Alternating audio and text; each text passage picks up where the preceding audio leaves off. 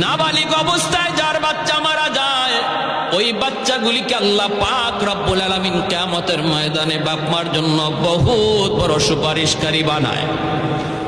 বাচ্চাগুলি আল্লাহর কাছে ডাক দেয়া কয়, মালিক, ও মালিক, তুমি আমারে দুনিয়াতে পাঠাইছো, পাঠানোর সময় আমার মা কত কষ্ট করছেন, জান বের হয়ে যায় অবস্থা। এরপরে আমি দুনিয়াতে আসলাম, এত কষ্ট আমি মাকে দিলাম, কিন্তু মার কোনো খেদমত আমি করতে পারলাম না, আমার মা ঋণ আমি শোধ করতে পারলাম না। আল্লাহ, আজ যদি তুমি আমাকে জান্নাতে দিতে চাও, আমার মা বাবা সারা জান্নাতে যাইবো না, হয় আমারে বাপ মার সাথে জাহান্নামে দিয়ে দাও, হয় আমাকে আমার বাপ মার সাথে জাহান্নামে দিয়ে দাও। রব্বুল আলামিন তখন বলে, বান্দারে, আমি আল্লাহর আদত হচ্ছে জাহান্নামীকে জান্নাতে দেওয়া, কিন্তু কোন জান্নাতীরে জাহান্নামে দেওয়া এটা আমার আদত না। বান্দা, তুমি তো জান্নাতি, তোমাকে আমি জাহান্নামে দিতে পারি না, ঠিক আছে?